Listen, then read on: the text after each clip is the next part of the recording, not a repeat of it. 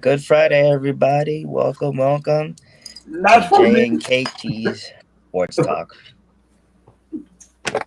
Now the week. Busy. Oh yeah, because of all the work. Mm-hmm. Hey, Jaire. Yeah. Uh, What's up, Tater? I'll tell you about my day after we get off. It was horrible today. Yeah, So where do you want to start? we'll do your stuff first. My stomach. I only have two things for myself. I only have one, so Yeah. We are going to revisit the Jaire Alexander. told you he's going no. No, no, no. It's not official yet. It's not official yet, guys. No I matter did what, he's my staying. research on this. No matter what, he's staying. Why haven't he signed a new deal? The Because he organization. doesn't. He doesn't really need to. He's valuable enough where I don't think we need to. Well, is that why nobody would trade for him with that kind of like cap number? And they're really it came out and that other teams are worried about health, the health issue with Jaire if he can keep healthy. If he wants to get that $16 million this year. And the thing And that I found out about the new contract the Packers put on the table, it is a $6 million contract for 1 year. But if he reaches all his goals, he can make the $10 million back, and he can make the whole full 16 million. so Just it's like a safety net contract, pretty yeah, much. a safe net for the Packers. The $6 million is a veteran minimum deal the Packers offered, but they put some laws in there. If you make the Pro Bowl, if you play 10 to 11 games, you make all pro, you get all that back. What do you think about that deal? I think the structure, like the way it sounds fine, but they definitely have to bump that 6 mil up. I wouldn't take it. Like, But that is veteran minimum. yeah, and I wouldn't do the veteran minimum, especially even if he's injured prone. He's not a veteran minimum player. Like I'm not saying the 10, but like instead of 6, do 8. Like And it came out what the Packers are wanting for a trade. And honestly, I think it's too low. They're looking for a second or a high third round pick for Jaire. no, that seems about right talent wise. I get injury wise no, but talent wise yes. And I think it will steal if somebody trades for him for a high third or a second round pick. Yeah, I don't know. I just But no other team that offering a second or a third round pick right now. I think if the Packers are serious about winning now, then keep Jaire. If not, then move on. That's to me that we'll see where the Well, team goes. well, well. That is. You're absolutely right about that. If he doesn't take that deal that we gave him on the table, he might be cut Ju- after June 16th, so it doesn't hit the salary. Man, yeah, I can't really take the Packers serious with all this Jaire drama.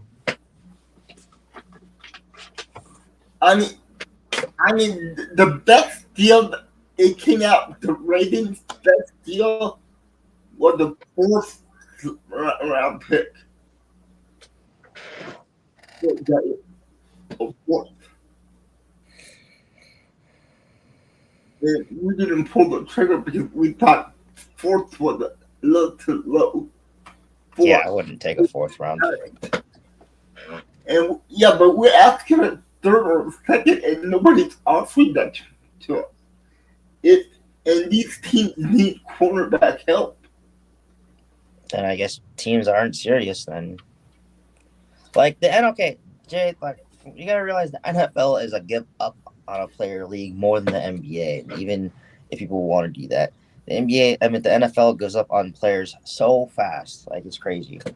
And that whole rhetoric spreads around the league. Like remember like the 4 years of running backs were having like such a hard time signing somewhere and there were good players. Some of them weren't even injured prone, but they couldn't get big contracts or anything because of running backs get injured too much or too much usage or whatever. No, that wasn't the game. You can find a running back in the draft later out. That was the moniker of running back. You don't have to pay a running back that much. You can find running back anywhere in the draft. That's what they were saying about the running back position. And it was kind of true when it first started because everybody drafted running back and they were playing fantastic. Like, Yeah, like I just think the NFL does it with so many things. Like now it's becoming wide receivers, even though it's a highly paid position. Not a lot of teams aren't paying their wide receivers or getting rid of them. I just think that you want wow, right? You're right about that one. So yeah, that's what I'm saying. I just think the NFL just gives up. Like, the NFL is just a trendy thing where certain positions, even though if they're needed or wanted, the NFL just isn't a risky league for some reason. Like the NBA teams be taking really big risks and playing with their futures and all that stuff. And I feel like the NFL doesn't do it enough. Like they're too conservative with their decision making. Well, the NBA it's. No, I know the Bengals are, but that's just because their team's young. Like no other team is really trying to do that. Stefan Diggs, and we'll get to his clown stuff later. Look at the Cowboys. He's moved to different teams. I'm like, you've had guys when Des Bryant was pretty well received. He's still, was free agent for a while. Still not on a team. No, yeah, something that does. I don't want to go there because I don't want to get upset about it. Well,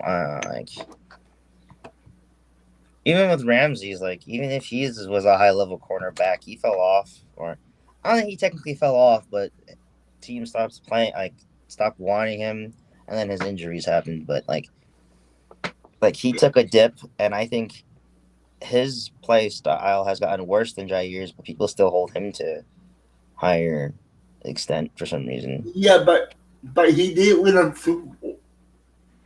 Ramsey did win a Super Bowl. Well, he had to go ring chase, so. Well, no, he went to his second team, the Rams, and won that year. Yeah, I still consider that ring chasing. And he was playing fantastic.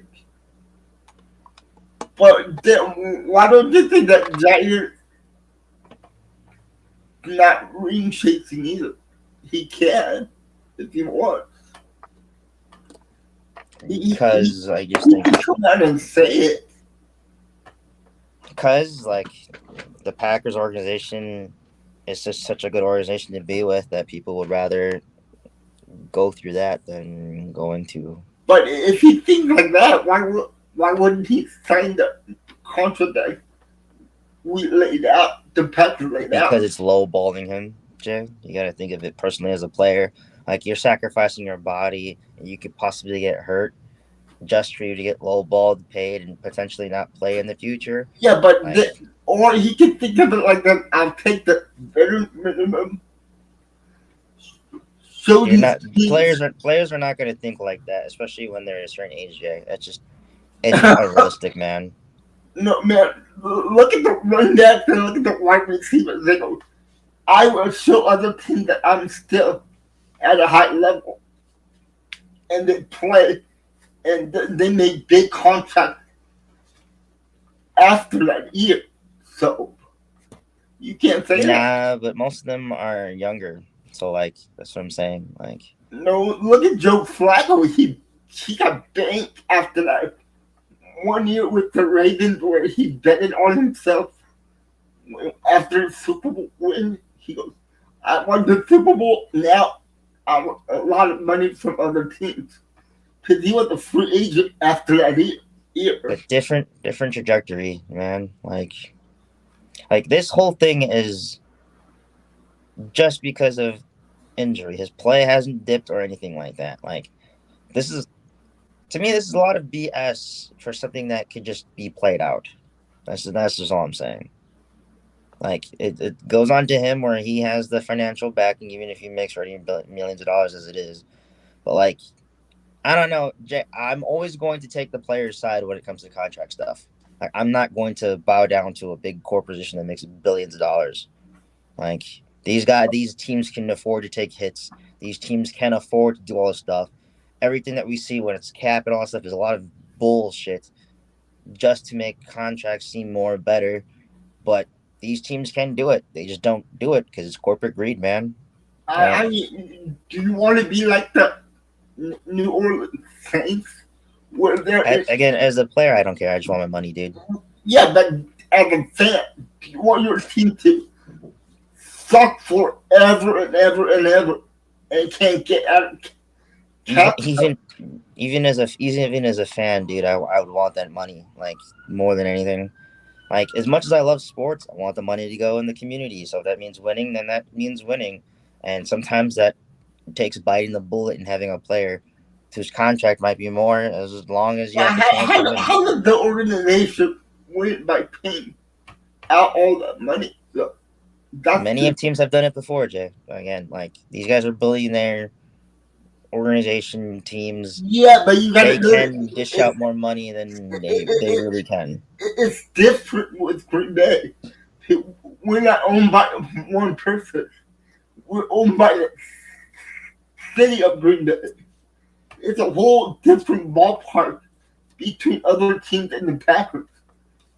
We don't have owners. We are owned by the public.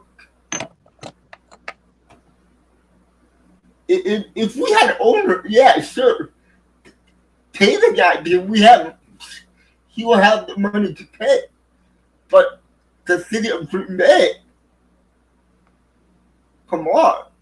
Well, the NFL has to work a lot on their money and cap situations, just like the how the NBA and NHL and even the MLB are kind of not really the NBA, not really the MLB, but mostly the NBA and NHL are working on that I stuff. have one question for in the NBA.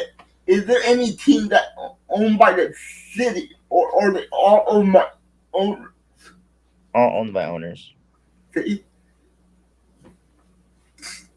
I was gonna. Did I brought up that talking point? Well, I just want to With say the reason why the NFL does that, it's crippling the Packers because if the Packers were able to open up from the owners, then we would have the most money to spend.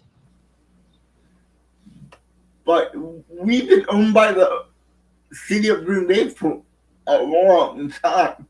Yeah, I know, but I'm saying the reason why it's instated and the reason why, quote unquote, we're still a small market is because they're not allowed to use the owners' money. Everything that the owners bid in can only be used for the stadium and stuff outside of the stadium. Can't use it for contracts or players.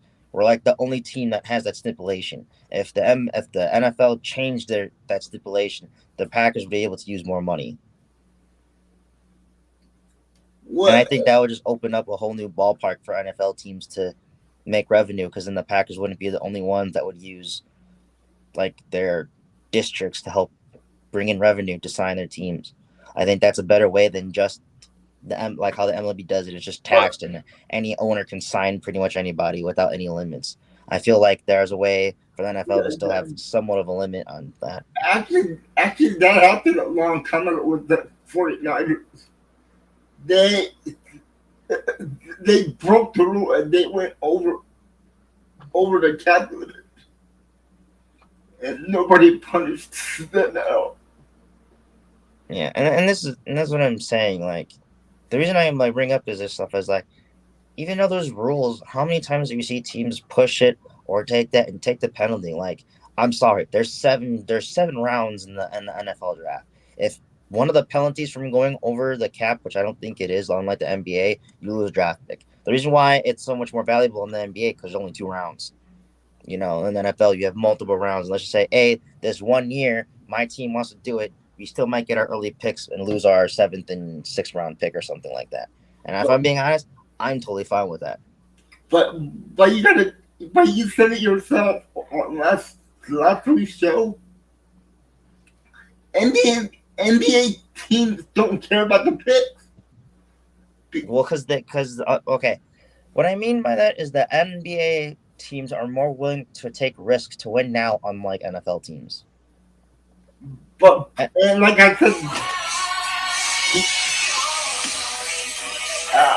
I'm not gonna pick that up. But like I said, the picks in the NFL are more important than any other sport. I would disagree, but I would hard disagree, Jay. You get 7 rounds to pick a player, and any player could be a big spot. The other leagues like the NHL and NBA are just 2 rounds, and on average, those teams get 2 picks. But you don't see in the NFL like the NBA. You trade what like 5, 6 first rounders Because it's easier to get big bangs out of the draft than it is in the NBA when you can trade for a free agent, which you're going to get something out of it. If the NBA had a way better system from the G League and college basketball, then you would see teams keep their drafts more, but they are picks more, but they would rather get rid of the 3 first-rounder picks to get a guy who is an all-star and a proven scorer than try and develop a young 18-year-old. Like the difference between the NBA and the NFL draft is NFL players who would come out the draft are already 23, 24 years old, young adults. In the NBA, they're 18, 19, skinny as hell. Like, they might not have good development or IQ. Like, it's a lot more work to develop a player in the NBA than it is the NFL. but I can argue that point too. The NBA has it easier. You are drafting 18, 19 old, but in the NFL, these guys are coming in at 21 and 22. NBA players have more time to play in the NBA in their career, and not like the NFL. But that's what I'm saying. NFL players come out more polished than NBA players. Even in those 2 years, depending on how that young college player or that young player plays in the Really. Look at the coach can ruin their rhythm or their confidence. I mean, look at these guys that can't make it. They're performers like Vince Young. To all Jay, busts. the 30th pick in the NBA draft is like the 7th round for the NFL. Like, that's how hard it is to get a player in the NBA. I don't think you understand how extremely hard the NBA draft is compared to any other draft. Yeah, but isn't that why some teams trade away their first rounder to get a proven player? Yeah, that's what I just said. And in the NBA, you can get the max contracts. You can give mass contracts to stars, but you can't to rookies and stuff. And in the NFL, you can't even give the max contract to your. Yeah, we said that. Why did you say more than 2 rounds? To the stars. Taterhead. Like, name one guy in the NFL that is a superstar and getting the max contract? Say it one more time, Jay. Can you name a superstar in the NFL right now that's getting the max contract like in the NBA? I know that in the NBA you can get 2 or 3 of your top superstars max contract. You only can have one super max and then 2 max contracts. See, yeah, super max and 2 max. In the NFL, can you name a team with But max? if you do that, then you won't have money to sign bench players in the NFL and in the NBA. Just like the NFL, if you give money to one position, you're gonna have a hard time filling the other positions. Yeah, that's a good one too. In the NBA, if you get traded and you're not on your same team that drafted you, you can't get the super max. Like So right now, I'm just saying it's harder in the NBA to build from drafting, but to me that's why NBA first round picks are more valuable than what the NBA has been treating it, because the first round is the only time you have a higher chance of getting a guy who can develop. Like even if the talent has been or the skill set has been better and stuff like that, a lot of these young guys have to hone in that skill, and a lot of NBA teams just don't have the patience. That's why you've been seeing a lot of championship coaches get fired after a year of them winning, and then they lose the next round and they get fired. Do I think it's right? No, but the NBA right now is in this weird panic, trendy win now, and again that's all sports, whatever. But like, there's a down time that we're used to with certain teams, and then they rebuild and they get there. It seems like in the NBA they're just trying to skip a lot of that stuff. but you said that the first rounds are important. They're more important in the NBA than the NFL, right? That's what you said. Just But yeah, just because there's not as many rounds and you're not gonna, and it's harder to get big bangs than it is in the NFL. Like in the NFL, you can get a great player in the first 4 rounds. Sometimes it's possible to get more in the fifth, sixth, and seventh. But when you kind of get to 4, 5, 6, and 7, there's pretty much a big drastic drop in the NFL. But you still have a chance to possibly but get a guy that can change your whole team. And the NBA, there's not a lot of opportunities. but my argument is if it's that important to the NBA team for first round pick, why are they trading multiple first round picks? Like, Because teams are desperate and want to win. It's a bad trend in the NBA, dude. Like I can't tell you why NBA teams are firing coaches that get them to the NBA finals. You know what I and mean? It's unnecessary pressure. It's unnecessary money grabs. Stock. It's like stock chasing, pretty much in basketball. Like, oh, he didn't win. Oh, we went to the finals and won a championship. Oh, now the next 2 years we miss. Oh, he's fired. But like, you got to build that camaraderie back up. You got to rebuild where you want, and starting from a new coach all the time doesn't help. Especially these newer, younger coaches. When it takes, on average, a rookie coach in the NBA 3 years to get their full system down. That was a big mistake that the Bucks made, getting Adrian Griffin, who was a rookie coach. The Nuggets are about to. The Kings are about to do that. There's other teams that have fired their coach and are about to have that hindrance of relearning when all they probably need to do was adjust their rosters more. oh yeah, Jack White, I don't know how much that jersey is because I got it from a subscriber. So yeah, and hey Sam, yeah, go Cavs. And yeah, but the Packers have a track record of this. So you don't believe that management can build a great team without Jaire there? We've been getting rid of No, players left and right, and we're still competing for playoffs. I, just because I still think we'd be competitive, but I will no longer think we're championship contenders. Honestly, I think with Jaire, we're championship contenders without him or not. It's as simple as that. No more analyzing to go through. With Jaire, He brings an extra level. I told you before, watching a film, that he opens the field for McKennie to attack more. Like, you're losing that.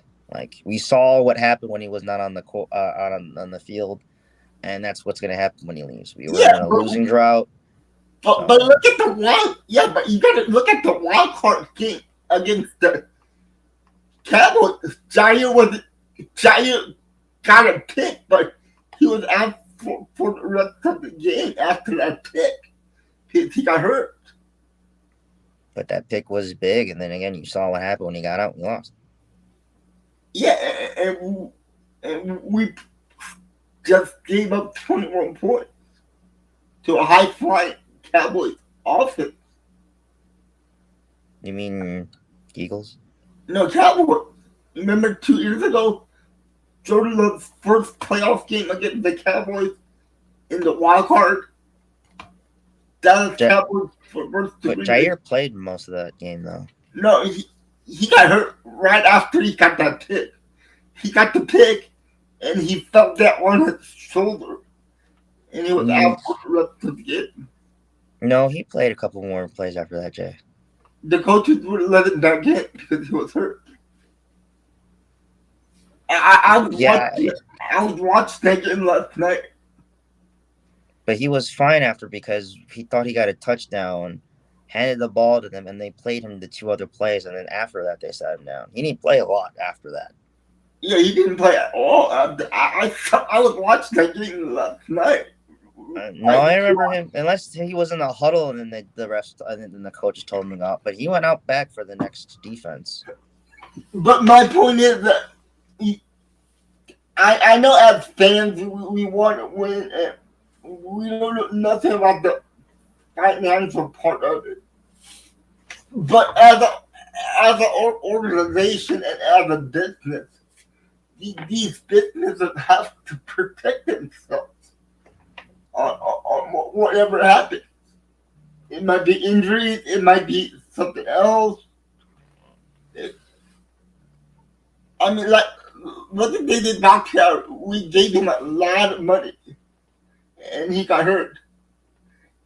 And he couldn't even play with the team for 2 years. And we still have his cap on the books right now. Again, I thought that was a mistake, but anyways. Now the Packers are having an argument again with Elton Jenkins. Right. I don't know, man. The Packers are one of the cheapest teams of all time, dude. Like, if they're serious about winning and quote unquote how Gutekunst and Matt LaFleur said urgency, shut your mouth and re-sign these damn players. If not, move on. I want to know where we stand. Are we going to be a young team and build, of course, be competitive, but trying to build until we're trying to save up money? Move on from these guys. If you're going to keep these guys, then go for the championship. Like, you can't. The Packers are trying to have both, and that's just impossible. No, but they might be watching something that we're not watching in practice, where maybe they have a superstar in the making, and they go, Jaire, you can stay, but we like the other guy also. There's absolutely no one on our cornerback room I like that. Yeah, but as a fan, you don't know that. You don't know that because you're a fan. I don't know. I feel like we know. The coach and the GM are there every single day, looking at every single play on the roster. And a lot of teams are wrong. The Bucks got rid of Dante DiVincenzo for Serge Ibaka. Let DeMarcus Cousins go. Christian Wood. Jason Kidd told Jabari Parker and Thon Maker to stop shooting threes, ruin their confidence, and they're no longer in the league. Like, there's more players I can go on, but it'd take forever to keep on. But you're getting my point, is that I get that it's business decision. These teams try to do it the best they can. They're with these players all the time. But we have seen over and over again also teams giving up on a player, and they just couldn't hold out one more year, and that player changes it around. I don't want the Packers to go through that. Most of the time, we do that with our linemen when they're injury prone. Besides David Bakhtiari, and they go to another team and they play great. Like we just No, do that too much to no, ourselves. no, So if we had those guys on our roster, that's potentially more protection for when Aaron Rodgers was on the team, and just could have helped out more. Like no, no. we refused to sign some of our tight ends in the past that were I thought were good, and they went and left in free agency. Like I just think the Packers are just a cheap team, man. Like the Bucks take sacrifices, the Brewers don't. They're also a very cheap team. But But like the Bucks took sacrifices. We won a championship. Now we're kind of struggling for it, but they made boneheaded decisions that had nothing to do with cap space. A lot of the times, it eventually caused our cap problem. But like getting rid of one first rounder and 2 second round picks for a guy who was just ass for us. Getting rid of 4 first rounders for a guy who helped win us a championship. But looking back at it, that's too many. Like the Bucks were desperate, and it's now costing them. And there's a lot of other teams that are like that. And I just feel like if teams want to win, you just have to go all in. You can't half-ass it, and that's what the Packers are trying to do. They're trying to do it where they have it both ways, and it's just not going to work. We have not seen, in the NBA it might work because the Thunder right now, but we have not seen it in the NFL work where a team half-asses the trajectory that they're going to go with their franchise.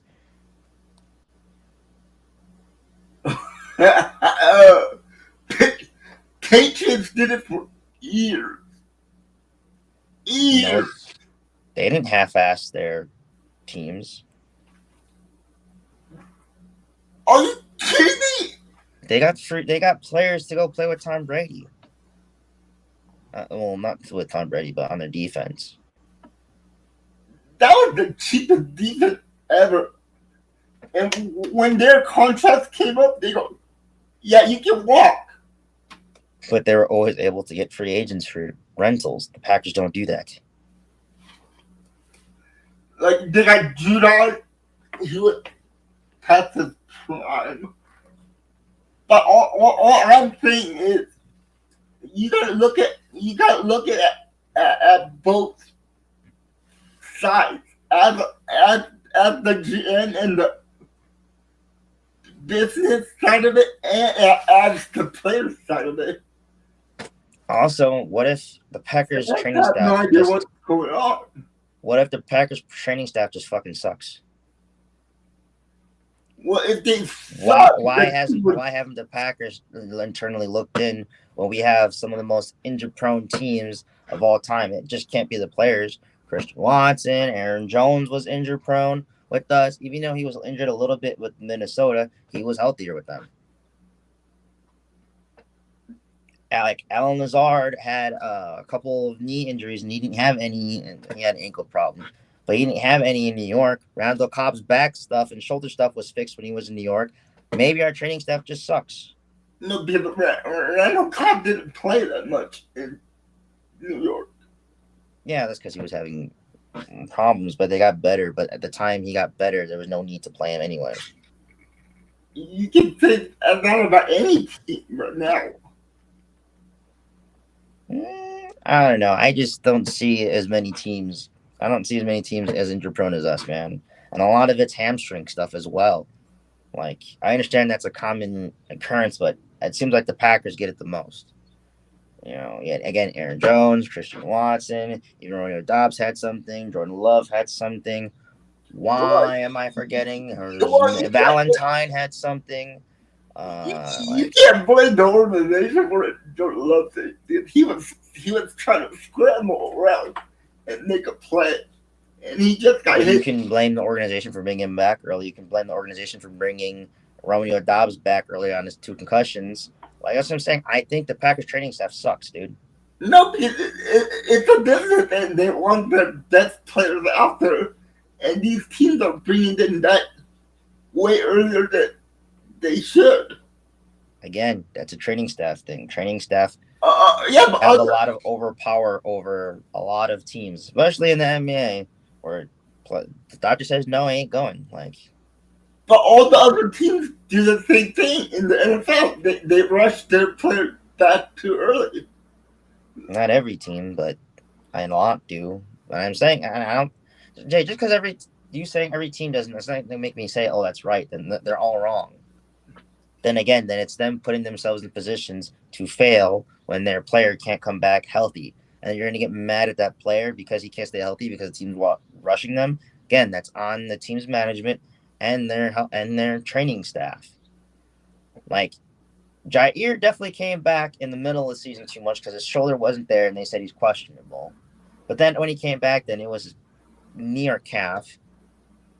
Like, that's bad. That's bad management. And again, they just didn't do it with him. They did the Romeo Dobbs. He had a concussion, and they brought him back a week later, and he got another concussion. Jordan Love's knee was still not healed after the accident, and they brought him back, and it got worse, and he had to sit out even more. Like, I'm telling you, that's not good management. Even if it is what it is, that's why you get good backup players. But it's different with these superstars. These organizations are bringing these guys back too early because they're paying these guys a lot of money to play, and they want to see their investment after. But then this is again why I'm on Jaire's side. Then if you are bringing them back early and they get hurt again, that's on the organization, not the player. And it's on the organization if we don't think that you're worth this much of money for us. But then I think that's hypocritical because the teams are putting these players in the position to fail and then blame them after. I don't think that's right. I don't think that's right either, but that's just part of the business of the NFL.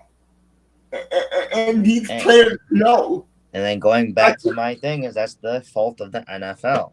And in that standpoint, I will always take the player's side. So Jaire should take his bag, and it's the team's else's fault for not doing anything. And you gotta admit that Jaire is trolling the Packers fans a little bit right now. No. No, if you look at it Instagram page, he had to take care of himself. I think he was on like a boat or something with the shirt off with dollar bills falling down on him right after the Packers put the new contract on the table. And all the fans go, wow, he's coming back. This is why he put this on Instagram. He's coming back to the table, which is far from the case. No, he always deletes a lot of his stuff, and then every time, it's still up practices. there. Every time practices come back, he changes his profile. This is nothing. No, it's still up there. That picture is still up there from 2 days ago. I didn't say he took it down, Jay. When did that come out of my mouth? I said that's normal for him to do something like that every year. Every year he deletes almost all of his pictures, and then when practice starts, he always reactivates his Instagram. It's almost the same thing with Giannis. Giannis deletes most of the time or deactivates his Instagram. Yeah, and I think this is gonna get. I think this is really gonna get really, really, really messy, really, really fast. It's already gotten messy. I don't know what you're talking about. No, because we literally 2 months ago were having heated discussions about how horribly the Packers fan base was treating him. But now it's gonna get more messy because the OTAs are coming up. He said he's going to OTAs. Well, I don't know what's going on. Yeah, and the Packers, you're not going to step on the field because we don't want you to get hurt. If we do, no, Matt LaFleur already said that he's going to compete in the OTAs. That's not what Brian Gutekunst says. If you don't sign the new contract that we put on the table, we're going to block you from stepping onto the practice field. Well, I have not seen anything like that in Wisconsin. When I saw the Milwaukee Journal Sentinel, they said he was coming to OTAs. So he might not play, but he's coming to. He said And let's see he's what going. happens. He said he's going to be at every single one. So Yeah, but he'll be there, but it's gonna play. Like these other teams, the guy goes, I'm gonna be there.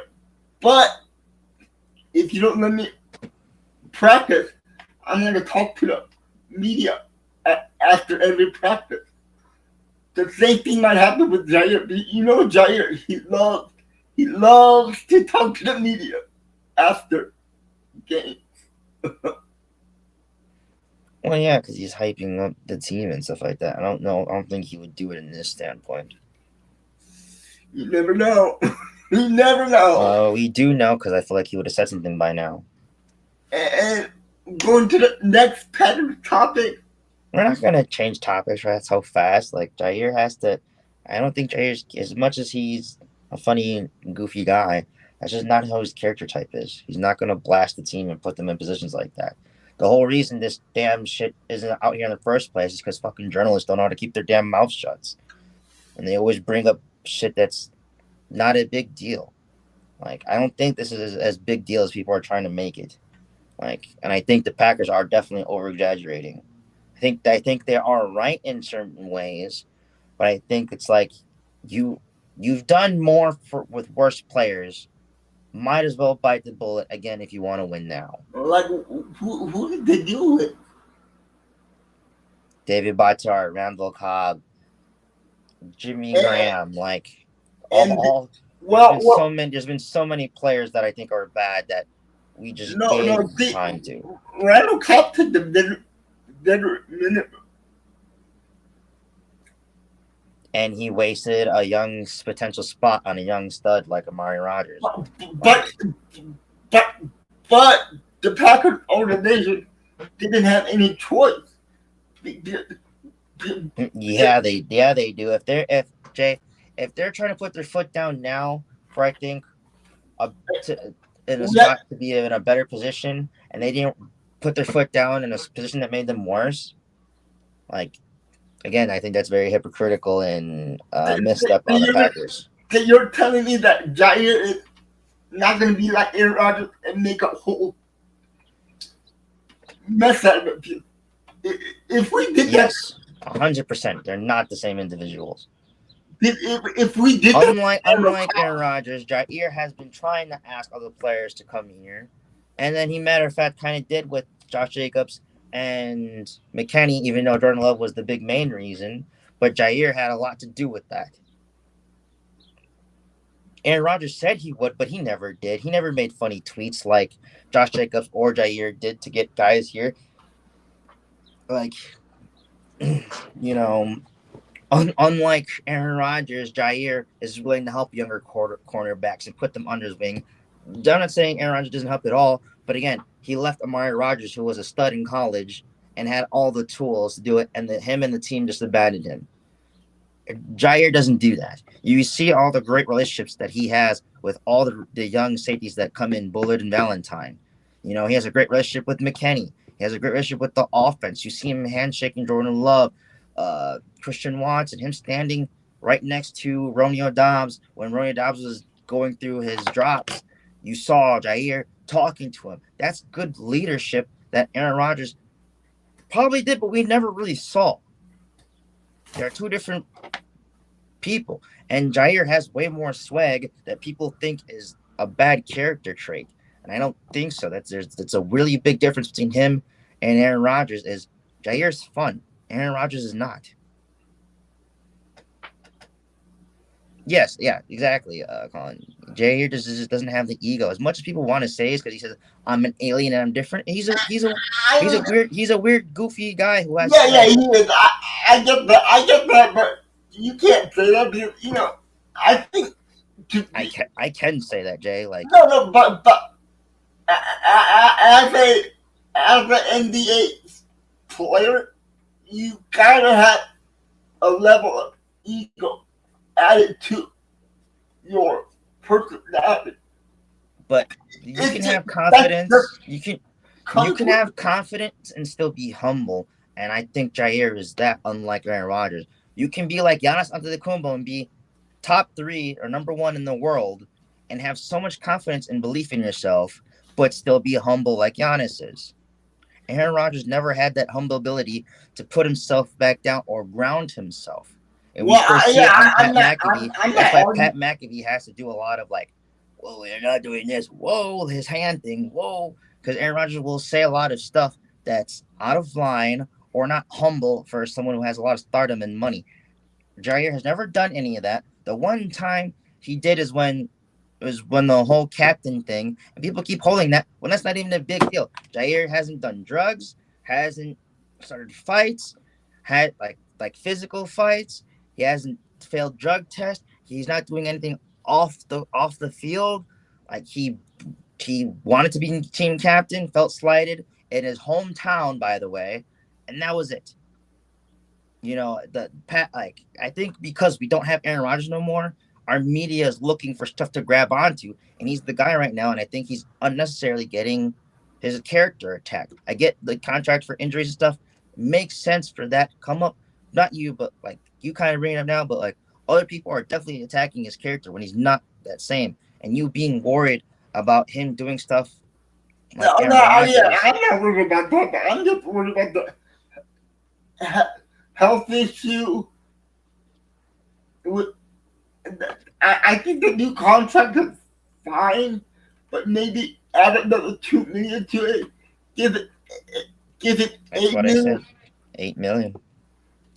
and plus another 8 million if he reaches all the goals, like become a Pro Bowler, play this amount of games. Yeah, like I Oh, think Jair is but a the thing I very don't get is why they're not going back and forth on this contract thing. It looks pretty close for both sides. The Packers are going you on 6 million and 10 million in incentives. Then on Jaire's side, you never hear any counter. well. Again, he you got to think of it as just 2 years ago. This guy was number 1 or number 2 cornerback, Yeah, that was and he still has 3 years that ago. talent to be number 1. By the way, like he just has to be again. Like you're gonna agree But with you but see, saying that he yeah, has to be on the field. But like you, for you think like that, right? You think like that, he can be a top 2 corner. easily, Then why are these other teams not valuing Jair as you are and offering us like a fourth round again pick? because teams are comfortable with maybe what they got, and I think a lot of NFL teams are stupid and stingy, dude. Like The, it's the, the the, same. It's the same. It goes the same way with the NBA, man. There's so many great players that, with certain context scenarios and just certain fits not working well, that these teams should be trading with each other. But because they don't want to help the other team out, and it would help them out getting rid of that player, they're not going to do it. And now they're just stuck with these contract situations. And now that player is going to get some of their career wasted because now the teams are going to hold them hostage until their contract is just done. Like that's a lot of stinginess in these leagues that are messing with like players' careers. And then when you think of it from an NBA enthusiast and you understand caps and whatever and these realistic trades they can make, because it doesn't have to be with the teams and thing, but just they have to get rid of that player to continue progressing. A lot of these teams don't, and they end up getting stuck. Oh but yeah, no, I definitely agree that he hasn't been on the field enough, but yeah, Jair has the talent to be number 1 cornerback. Do I think he is right now? No, I think he's top 5, but that's a talent wise. I don't think but again him let me being on ask you, the who would you put over Jair in the NFL?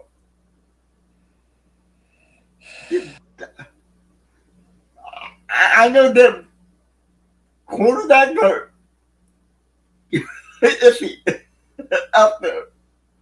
um I like the guy in Denver, I Joey was gonna say Porter. the dude from Denver, one of the guys. I gotta get good at fucking remembering people's Yeah, names. I gotta Joey stop looking Porter. at jersey numbers and just remember their names. What team? I know The everybody. Jets. Didn't they resign him, or he went to the Patriots? One of the two. Oh my gosh.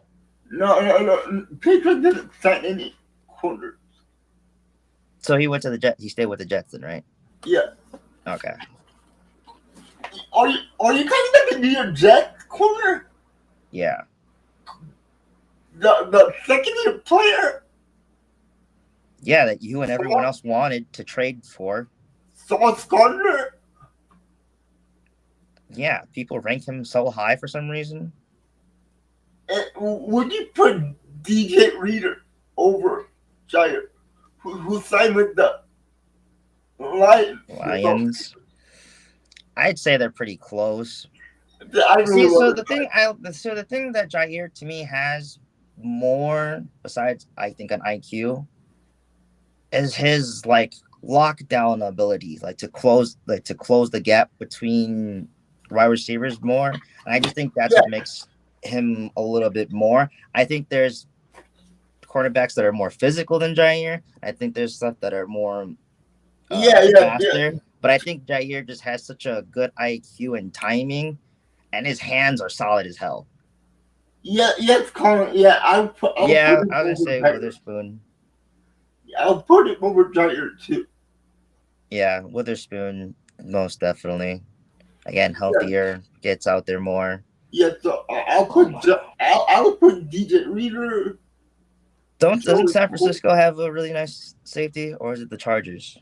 No, they did, but they just let him go to a different team. What team did he go to? I think he went to the Browns. The Browns? Ugh. The Browns, actually, no, wait. Doesn't the Browns defense look really good this year? Yep, it does.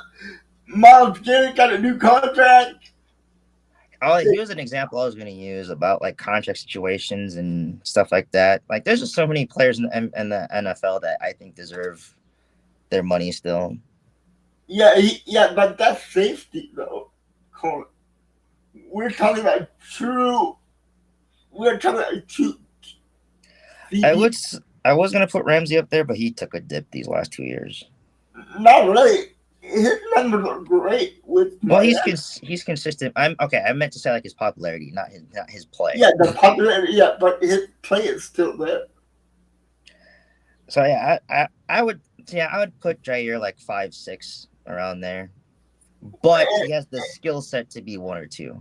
But there is a rumor up there. I want to get your honest choice.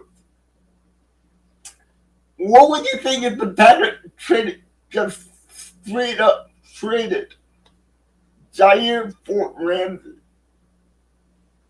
I don't like Ramsey's attitude.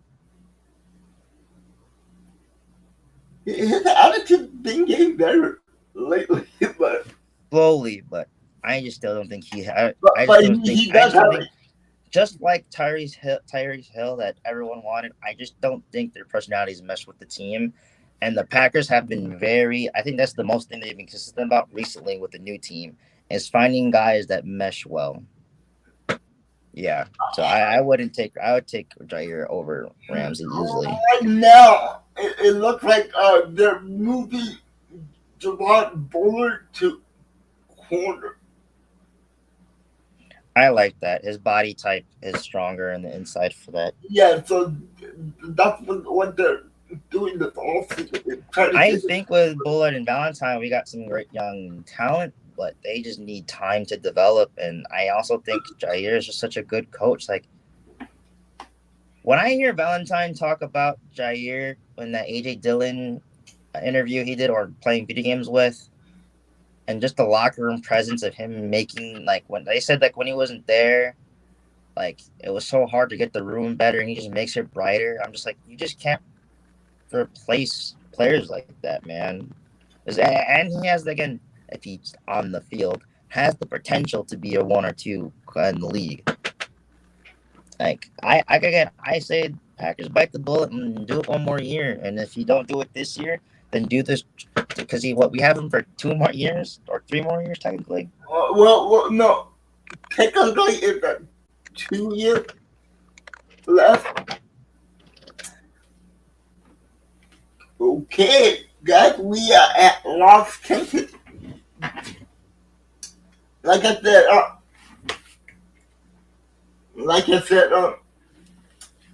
yeah, the Packers, Jaire Alexander he has 2 years left on his current deal.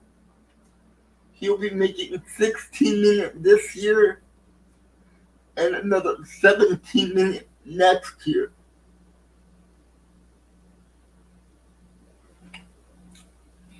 So that's what it is. I'm not sure if Kitten's coming back. But yeah. But anyway, yeah. This whole Jaire Alexander thing is overblown. I believe it's overblown. But we just have to wait until June 10th. Like I said, we gotta wait for June 10th. That is when the Packers start their mandatory mini camps for the veterans. Or for the veterans and the rookies. So, yeah. Welcome back. Yeah, my phone died. This app takes my battery so fast. I was literally at 12%, and then it just dropped. Oh, I'm sorry about that. You're good. You're good. You okay? No? Yeah, I agree with Colin. They just don't have a better option, and I've been saying that for a while. Like, Well, there is a quarterback out there nobody's signed yet, and his name is Patrick Surtain. but then I can ask you what you've been asking me is why hasn't anyone picked him up yet with Jaire? Like, hey, yo, Jaire. The thing with Patrick Surtain, the same thing with Jaire Alexander. But Patrick Surtain is willing to take a lower deal to get Okay, signed. that's funny for that. He said, "You guys are mistaken. You have a better option. His name is Tom Grossi." Yeah, Tom Grossi. I don't think so. He's a slow white guy. You know what? Tom Grossi's 40 time was. It was 6.4 seconds. You know how slow that is? 6.4 seconds. My friend's dog can run faster than that. So I don't want to hear Tom Grossi in his 40-yard dash. It was horrible. It was funny to watch, but we're done with the Jaire. You're riled up here. We got one more. Actually, we got two more topics on the Packers. But do you want to talk about the NBA now, or should I still talk about the Packers? You can still talk about the Packers because the NBA stuff is. No. I'm not going to go too in depth. I'm just going to give some updates, what I think, and then move on. And the Packers we might have another holdout this year. In this offseason and in these mini camps, we're going to have a holdout on the offensive line. And his name is Elton Jenkins. You hear about this story? Elton Jenkins wants to get paid more money. He used to be a guard. He used to be the left guard. Now we moved him to center. And his argument is that the left guard position is making way more money than the center position. And he was drafted as a left guard, not a center. What do you think about that, Kendrick? Should he get paid to be the Well, highest paid yeah, center?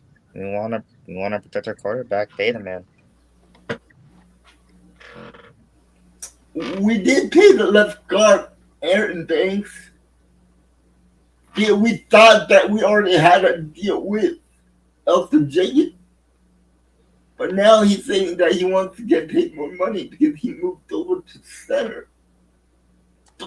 But the issue with that is, why didn't he bring this up earlier when we moved him to left guard, left tackle, right tackle?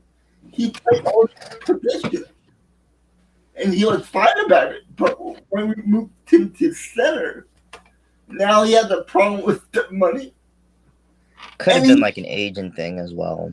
So and right now right as of right now, he is the second highest paid center at 17 million. The highest the highest center is with the Kansas City Chiefs, and he's getting paid 19 million. that money is so stupid. But it's all about the money in the NFL, man, in any sport. And did you know, guys, the Packers had the highest offensive line cap.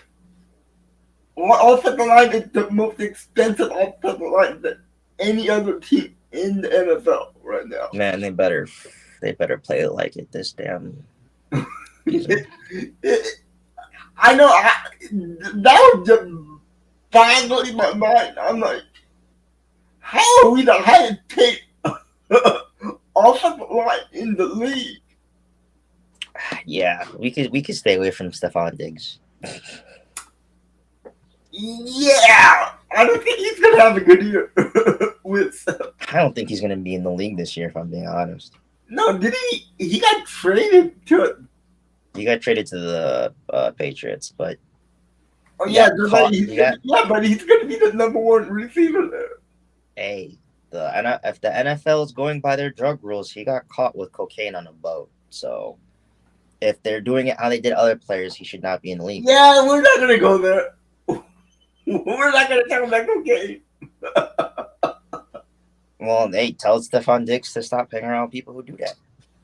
Our girl Lily pulled the powder out of his pants. Like, that's like, as much as the NFL wants to talk about their, because they really don't care. They pretend to care about their reputation, but they don't care about their reputation. They literally had murderers playing on the field, but like I mean, come on, man. Like the NFL is it's one of the most hypocritical things, but like I'm so shocked people aren't making a bigger deal out of this. Like, they made a bigger deal with Colin Kaepernick laying. Yeah, they do. During the national anthem, and instead of something like this where it's a player who I used to really like Diggs, and you got to think there's kids out there, all this, and how he's trying to have stupid beef with Offset.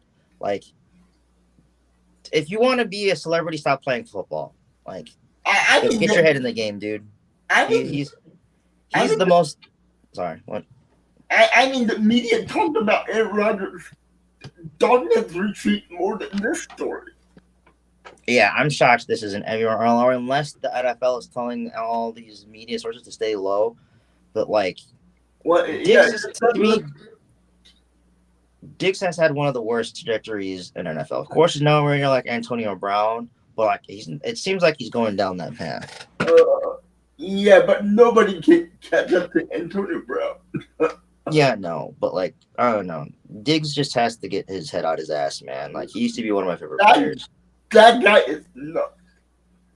But going back to the Elton Jenkins thing, Elton Jenkins wants a new contract, then we got to pay our right tackle, Zach Tom. He's coming up in a year. And he's the best right tackle right now. And he is the 17th highest paid right tackle. So you know that comment's gonna get paid. For true, Owen. Like Pernell says, it's Henry Ruggs can still play. Actually, you know what? Henry Ruggs is kind of get back into the league right now. He gets out of jail in about a year for that whole speedy accident thing. So, and the next topic is how good that our first round receiver looked in OTAs. Did you see that video clip on Packers.com? There's multiple. Which one? Where Joe Love just ripped the ball deep to Matthew Gordon. He caught it fingertip. Beautiful catch. Yeah, the only concern I have with Matthew Golding is his height. Well, look at oh no, who is that?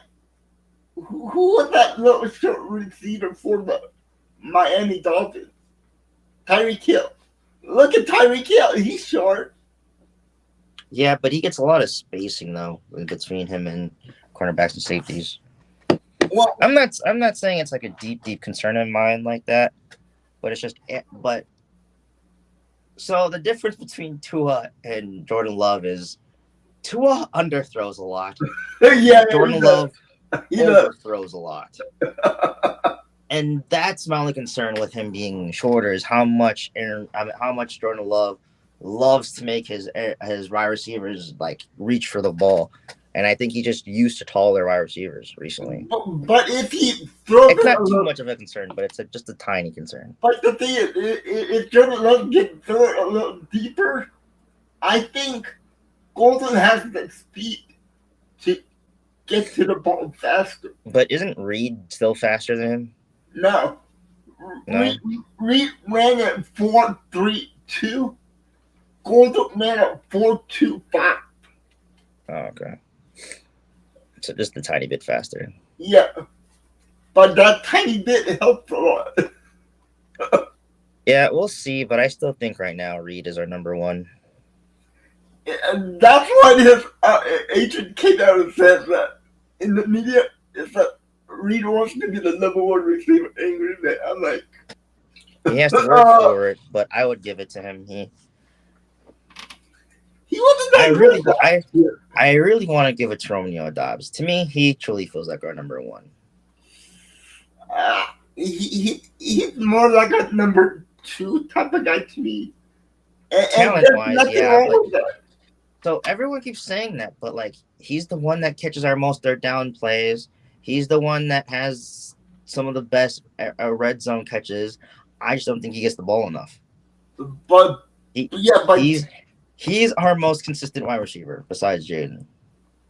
I have more hope with Romeo Dobbs than I do Watson and Wicks.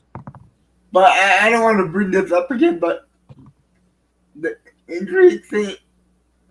That was this year, and that's the Packers' fault for only sitting out a week for a concussion, dude.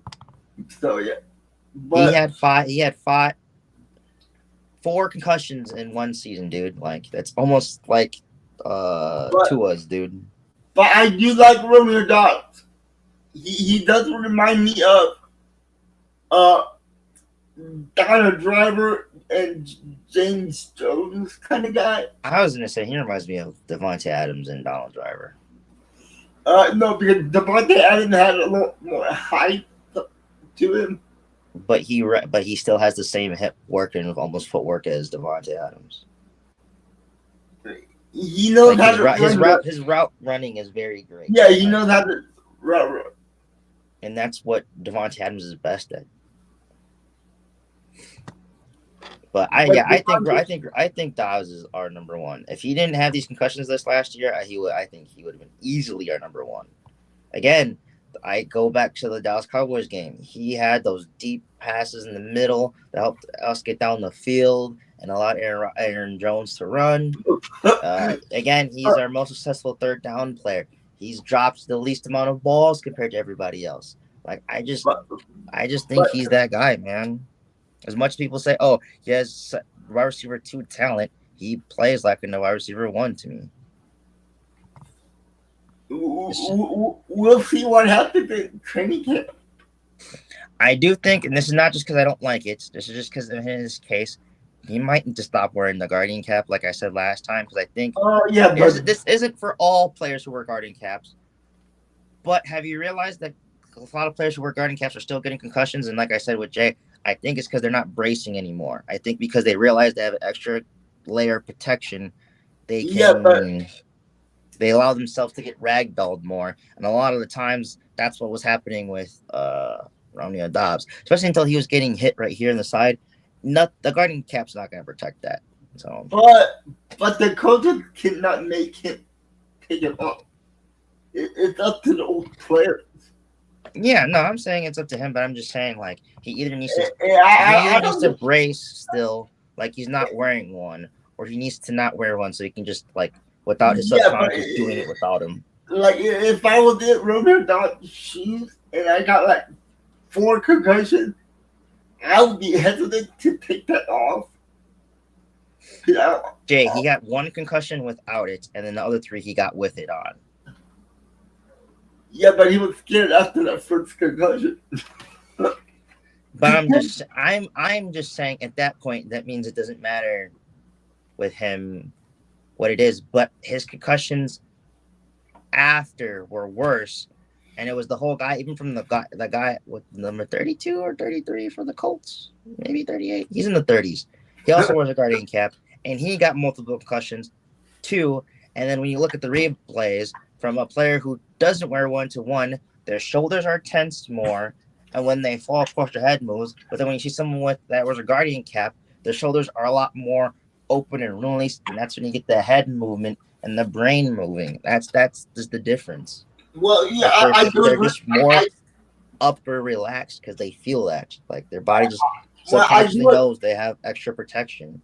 I do agree with Colin when he said he played more. Yeah, they do play more recklessly when they have it on. Exactly. And by the way, I don't know why the league isn't talking about this. I think maybe because it's a new thing and they think that it would ruin it. But you have to say something because that's how you progress the change of these new scientific things. Just because the team should be, hey guys, just because you wear these caps, stop being more reckless. And he's right. There's guys going for more helmet, more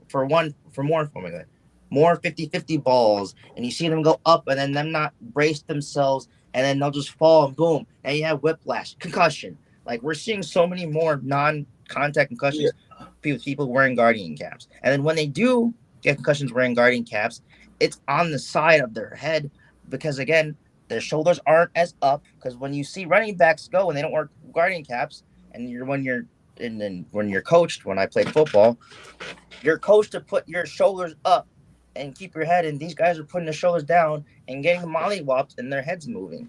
You can't expect to be safe having no matter what head protection is. It's also something that they teach BMX riders, motocross guys, and even skateboarders.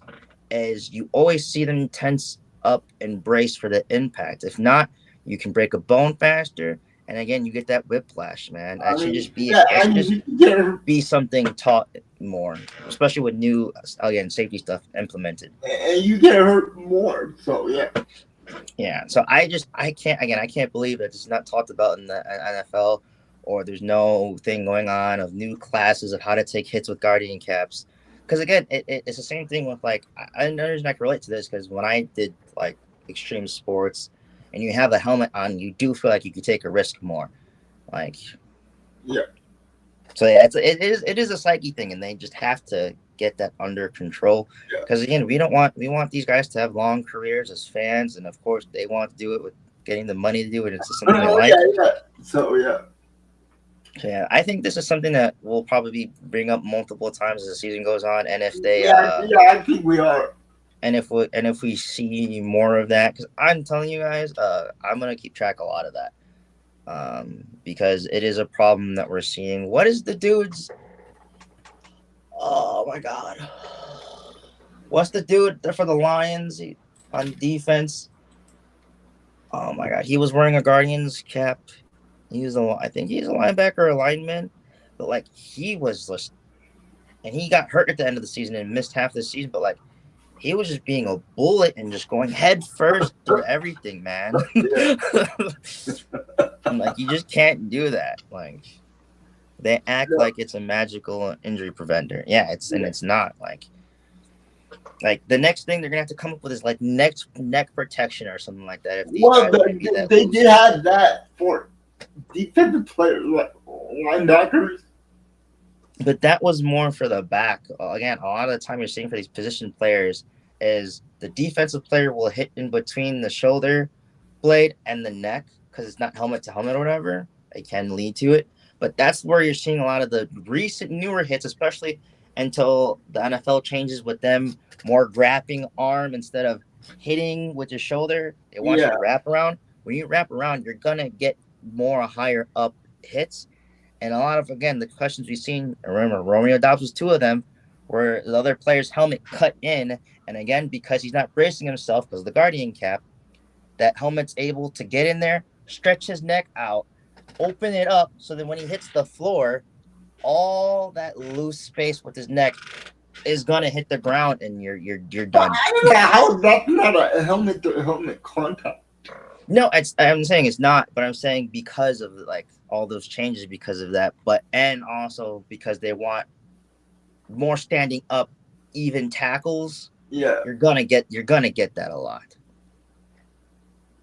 So, all right, so let's talk about something else. Kevin, you're on the floor. So the Oklahoma City Thunder beats the Wolves and are going to the NBA Finals. The Thunder are making the final. Mm-hmm. Oh man! The headlines have been saying they're the youngest team, but they're tied with some of the youngest teams. All right, who are they playing though? The Pacers and Knicks are going to Game 6. The Pacers won last game. I mean, the Knicks won last game, and I think it was 118 to like 96, 98. So are they all tied up? No, Pacers lead the series 3-2. All right. So if they win the next game, which is in Indiana, then they go to the NBA Finals and play the Thunder. Okay, Thunder. Yep, and I have the Thunder winning it all, just like I have had this whole year. So, if the Bucks didn't win, who's on the Thunders right now? Shai Gilgeous-Alexander, who was the MVP of the league. I wouldn't name other players, but you wouldn't know their names. I guarantee you wouldn't know their names. Shai Gilgeous-Alexander. His name isn't hard, but it's a tongue twister.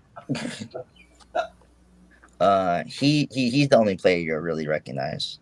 So he's the guy that the Clippers traded. What was it? Like 7 first-round picks and like Paul George. 7? That's ridiculous. It was something ridiculous, but nobody is worth 7 first-round picks. Not even in the NFL. Not even Tom Brady is worth 7 first-round picks. And they got more picks too. It was like 6, 7. It was like 5.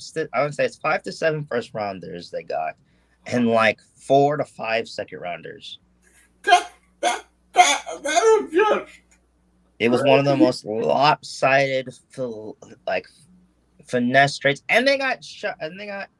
I'm just calling him Alexander. They got Alexander, who became now the MVP, and they only have Kawhi Leonard and James Harden. Paul George is not even on the. Isn't even on the damn Clippers anymore. For you're a Toronto Raptors fan, yeah, or Toronto fan, yeah, you guys got screwed over. Compared to how many picks the Thunder got for Paul George, who's worse than Kawhi, y'all could have got banged from the Clippers. The Clippers finessed y'all like hard. I'm sorry, but the Thunder finessed the Clippers hard. Again, that's why they have the most picks. It's 23, 24 picks they got to like 2020 to like 2031, I think. Jesus Christ, man. Yeah, I think next year them and the Houston Rockets have like 6 to 8 picks in the draft. In the first round? I think just in the whole draft. Okay. I mean, which they're gonna. Oh, I wish my franchise was Oklahoma City. They have so much flexibility to do stuff. Like they're gonna be good for like 5 years, at least. But do they have the cap? Yes, because all their players are young as fuck. Excuse my language, but they are like. The Thunder, literally the Thunder. Even if they would have to give up a lot. But the Thunder are confidently the only team that can sign Giannis in a trade. Are they in the second tier? No. But again, the Thunder said they're not interested in Giannis Antetokounmpo. As crazy as it sounds, they have their own MVP and they have young players around that MVP to build. They're literally going to the finals. There's no need for them to make a trade. And this is why I say if you see these rumors about Giannis, don't believe them because the landscape of the NBA right now is pretty. What if they lose in the final? They have enough. They have too many picks where I wouldn't worry even about free agents. I would save the money and build through your franchise, and they've been picking phenomenal. Like they're if there's a franchise that I can give an award to for 10 out of 10 stuff, it's the Oklahoma City Thunder. They have so many pathways they can choose to keep being competitive. They're the only team where I'm like, I just don't know. They're just going to be good. That's it.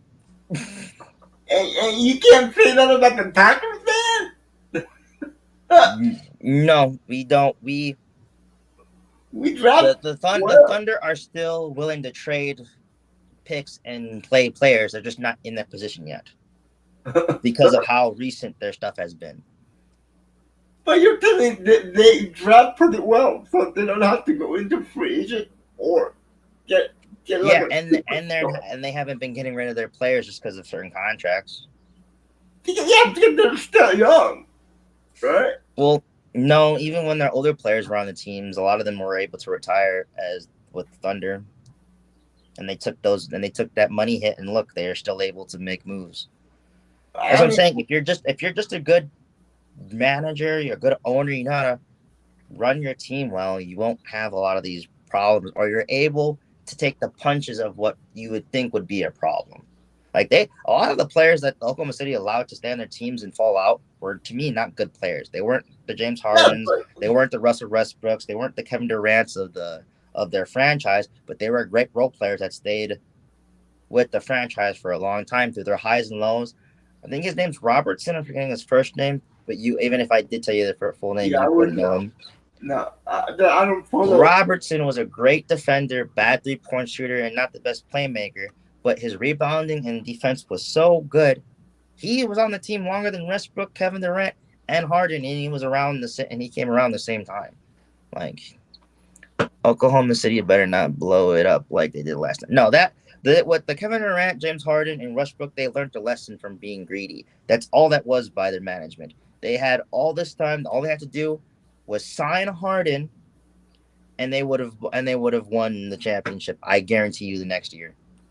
I guarantee you 100% with all confidence, put all the money on it. If they had James Harden the next year and paid him, they would have won the championship and would have not lost to the Warriors.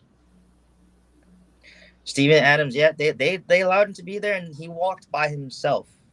So, like, the Oklahoma City Thunder, I think, besides them being Oklahoma, are a perfect franchise. Like, they learned their lessons from being greedy and stubborn, and now it's paying off for them.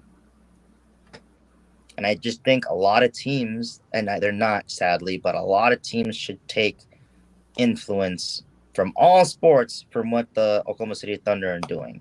They took a chance on a young player, built around him, but had safety nets just in case it didn't work. And then even when there was stuff that would ruin the safety nets, they still believed in themselves as a franchise that they can have this player that they're loyal to stay with them.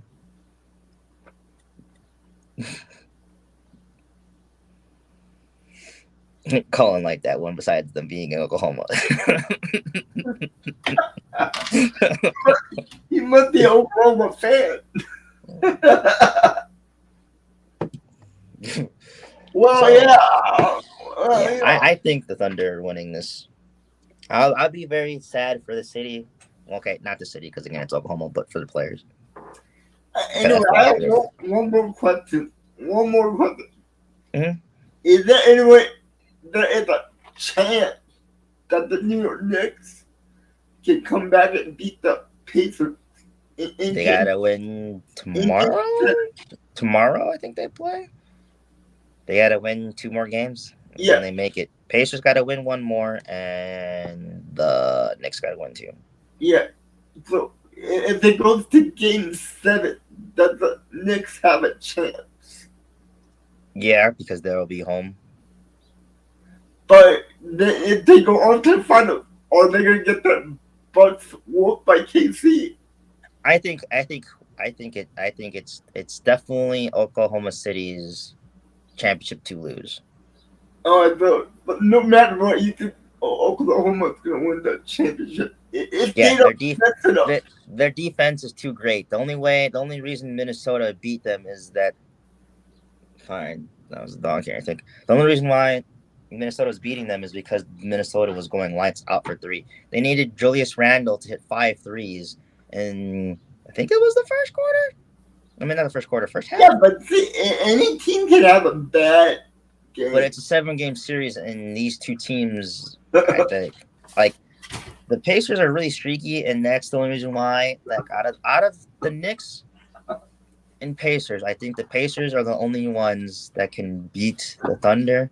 Mhm. But they're gonna have to shoot like over 47% Yeah. every game, and I just don't think. I mean, I just don't. I just think that the Oklahoma City Thunder's defense is just so elite that they can stop anybody. Mhm. Ant is better. Ant is better than anybody you have on the Knicks or the Pacers. But I think the Pacers team is built better. Like as much as people are trying to give credit to Halliburton, and he was playing great. I'm not taking anything away from him. Mhm. The Pacers just have a very even skilled team of guys where you have your upper echelon, of course, but it's a lot more closer and not as top heavy as other teams. Okay. And then with the Knicks, they're so top heavy in their starting lineup. As soon as you go to the bench, the Thunder are just going to take off on them, man. And again, you have not Ingram. That's not how you spell his name. What is the tall dude, number 7 for the Thunder? Colin, if you can help me out. Like I just think, even though Oklahoma City isn't lengthy, besides him, Mhm. they're very strong. Okay. Like the Oklahoma City, like they have guys that should be linebackers strong. Like and a lot of those guys have a great center of gravity. So when it comes to pick and rolls and getting stops like that, I think they're a very good team. And again, the only way I see the Pacers winning is them making threes like they did that one game against the Knicks. You're gonna have to have one of these guys go off the bench, just Yeah. going crazy, because Halliburton's gonna get locked up and Pascal Siakam's gonna get locked up. Holmgren, thank you. So Holmgren, he's a young, great shooter. Even though he's skinny as hell, he has a great defensive IQ. If he can just bulk up, he's gonna be a good defender because his timing for blocks is excellent. He's not as like consistent as maybe Jared Jackson or Brooke Lopez, Mhm. but he can go from help defense to switching like Giannis and just get that block. But again, he has to get muscle up. So they have these great, excellent defensive players who can be in great positions and stuff. And it's really hard for me to see any of the Pacers or Knicks just getting over that hump unless they're, again, shooting 47%, 50%, 60%, which is wild. But it took them a couple of times getting to 60 to 70% shooting to beat some of these teams. Okay. So it's just really hard for any NBA team to do that consistently. And if the Pacers or Knicks can do it, whoever faces the Thunder, If they can do that, I'm giving them all props because that's you just have to outscore the Thunder. They don't have good 3-point shooting. You got to stop them from attacking the paint and passing the ball. If the Pacers can do that, and again shoot the lights out as well, which you would think would be obvious, of course, but not because Mhm. they have the smaller details to work out as well on defense. Then I can think they have a good chance. But again, man, Oklahoma City's so good at transition. They know how to direct players for where they want to go. They're really good at film watching and holding players to a certain amount. They did it with Randall and Ant on the Timberwolves. Like I could just keep praising the Thunder so much. I gotta know their coach. I gotta remember the coach's name, but he has been excellent with this team. Him being a younger coach as well. Like this, that franchise is built well together. Okay. Cool. Cool. Yeah, Well, but yeah. I say Thunder. I say Thunder in five. No, then the five. Yeah, I think it's gonna be one of our weaker finals. So you're telling it's gonna be a blowout. Yeah, Yeah. I think whoever they'll get will get one game at their house. Okay. But Yeah, I would love to see upset. yeah, I can't believe I was right. I said whoever I and I'm explaining myself. I said whoever wins the Bucks Pacers is going to the finals, and that's just because I think both teams. Uh, I'll be right back. Yeah, I just think both teams were made for any of those things. Like people were like, "Oh, the Knicks had the Bucks numbers in the off season. I mean, in the regular season, but the Bucks have more." I haven't made it yet. I'm waiting for my PC. I just got a job. I was supposed to get a PC last month, but my friend had cooling wires and his motherboard. I wasn't able to upgrade. But if you want to save my channel, I'm going to have two. I'm going to have another sports one, which is called Packing a Buck Podcast. And then my gaming channel is going to be Young Universe, which goes up next month. And I already have a list of games that's going to be popping up. And then I'm also going to have a series on Jay's channel. So, yeah. Yeah, they're cut. I wanted those channels to be out pretty much not last year around September.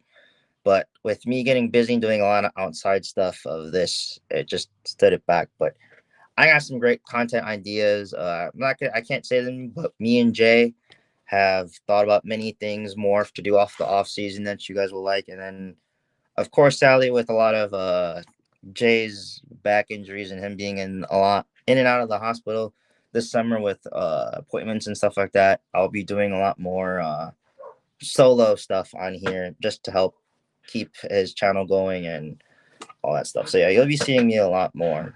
So yeah, and then games I'll be playing. I'll be playing like a lot of creative games where I can just chill with you guys and talk. But I'll be playing some sweaty games where you'll see me rage or get mad. So it's gonna be a cool time. So, but yeah, I think going back to basketball, I think Thunder got it, man. Thank you. I'm wondering if there's something I can drop for you guys and like. No, I can't say that. I guess like the only thing really is like because Jay, you guys have seen Jay's been doing interviews more lately. I'll be doing some interviews with him and then some interviews without him just because of scheduling. Uh, I like that. I just think the Pacers are going to get one or two games out of it, which I think will still be interesting. But man, like it's a thing to me. It's just because I've been an NBA fan for so long. It's one of those things where the series looks good on paper, but it might not be the best when you see it. Kind of how the opposite with my series with the Bucks, with the Suns, and like people are like, "Oh, these are teams you never got," but then people are like, "Oh, this is gonna be boring. This final's gonna suck," and it ended up being one of the best finals we've had. What up, Daniel? Happy Friday. Yeah. Yeah, I had work this morning to afternoon, so I'm exhausted. Like as soon as I'm done with this, I'm probably gonna take a nap.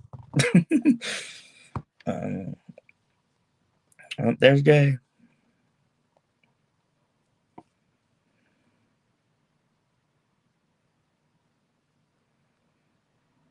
You're muted. Yeah, There you go. You're good now. yeah, so yeah, yeah, you were talking about interviews. Oh yeah, because uh, Colin asked where he can find my channel, and I told him it wasn't up. But as that was going on, I was just Oh yeah, stacking time for you to come back. I have a whole busy schedule the whole month of June. I got like about 9 or 10 interviews lined up with God, golly. yeah with other YouTubers. So I'm like, well, And I only know some of those people. yeah, So and I still have to reach out to uh, 4 more. I still have to reach out to the Lions podcaster, Ravens podcaster, Bang, Bengals. It's it is man. you're doing what you said you wanted to do, though, and that's go through all fan base. Have an interview with pretty much one fan from each team. Yeah, that's Yeah, what I'm going to do. but as much as I do look at the season of teams going, like I was confident of the Bucks versus Oklahoma City Thunder because we beat them in the cup. We just had to get there, and of course we didn't. Yeah, I think it will be a good matchup to a certain extent. I just feel like Oklahoma City's IQ is just way too high as a team, and let's just say the Pacers get game one, maybe go up 2 games. I just think the Thunder will adjust for like fast because they did that with the Timberwolves, and I think the Timberwolves would have beaten maybe the Knicks and then maybe gone to game 7 with the Pacers. But I just feel like, yeah, I just like their coaching so much and their ability to adjust and attack a player. Like like if they put their game plan, which is going to be a lot on Halliburton. If I'm being honest, if I was the Thunder, I would attack Pack out more. Just and you make Halliburton work. Like Halliburton plays better when he's a playmaker, but if you can lock down both of those guys, they're screwed. They are screwed. Cool, cool, cool. Yeah, yeah, Okay, yeah, yeah. guys. I definitely agree that Oklahoma City has the ability to finish better than anyone left. Yeah. Well, They're just a team that can't start off slow, and that's again the Pacers. That's where I can see the Pacers taking off. Is they're always a consistent pace team, and the whole Oklahoma City Thunder is great and consistent as they're on defense. Offensively, they're a rhythm team. So like again, that's where the Pacers can take advantage of. Is that the Pacers are a better 3 point shooting team than the Thunder are. So if they can get open in picks, maybe get some cuts open and get the lanes in, then Oklahoma is going to try and cut those lanes out. Then Indy can pop back out for threes, and that's how you'd get the Thunder on their toes. So yeah, all you right. want the Thunder to be moving a lot. You don't want them to be staying still and having their sets.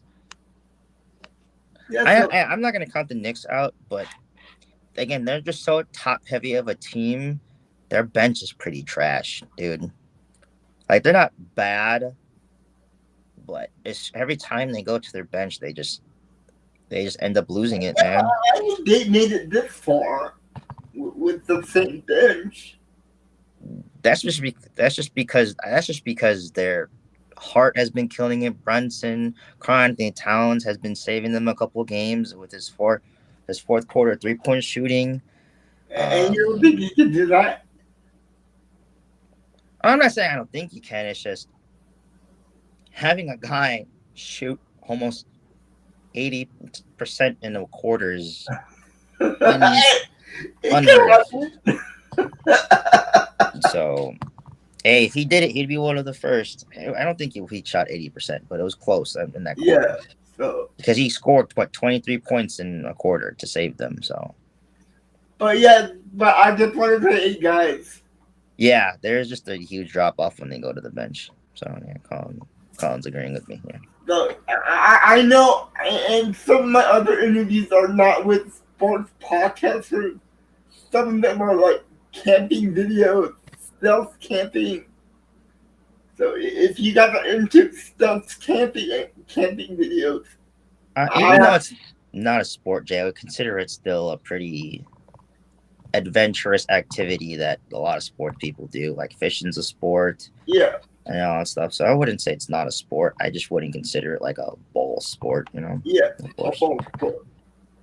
But So, if you guys are interested in like camping stuff and kind of gear stuff, what you need to go camping, I'll have a couple of guys coming on this channel to explain to you guys all about it. So, yeah, I'm excited for some of the guys that you told me you have coming up. And then so especially yeah. the interview. Are we still doing it with the one Seahawks fan? Yeah, the Seahawks fan said he might be free Monday. Okay. We would have to do it after I get off of work. Yeah, he said he might have to do it at 9 o'clock my time. At night or in the morning? Night. Okay. That's fine. And that might be 11 o'clock your time. Yeah. So, but that's fine. That's fine. So yeah, guys, you're gonna get a lot of interview videos this summer. Yep, having a fellow Hawk fan, like you said, recording hopefully this Monday. I finally got a hold of my independent wrestlers, so they said they'll text me back when they can. So, Oh, that's great, dude. I yeah. love. So for all those wrestling fans out there, we're gonna have more wrestling guests and people who travel the states or the Midwest region where I'm at, and we can have that. I don't know if you have our Discord, Cerebral Palsy Gamer, or if you just want to put in the comments of the video if there's any questions you guys want us to ask independent wrestlers or any other future guest, if it's the Hawks fan or anything, just drop Leave it in the by. comments. Yeah, we would like more community feedback and interaction. So even if it's not like anything, if there's any bigger, if there's just a person who has more subscribers than us and you want them to ask them about YouTube or anything, just give it on by. We'll do it. So, But before every single interview, like couple days early, I'll be posting it on my community tab. So if you have any questions you want me to ask them, just put it in the community tab. yep. And Jay keeps saying that he'll put up my posts so you guys can see what games and stuff. Yeah, I will do that soon. Yeah. I promise, I'll do that this week. Yes, and then and he asked for how your health doing, Jay. You can let him know. I didn't want to talk about this online. But, yeah.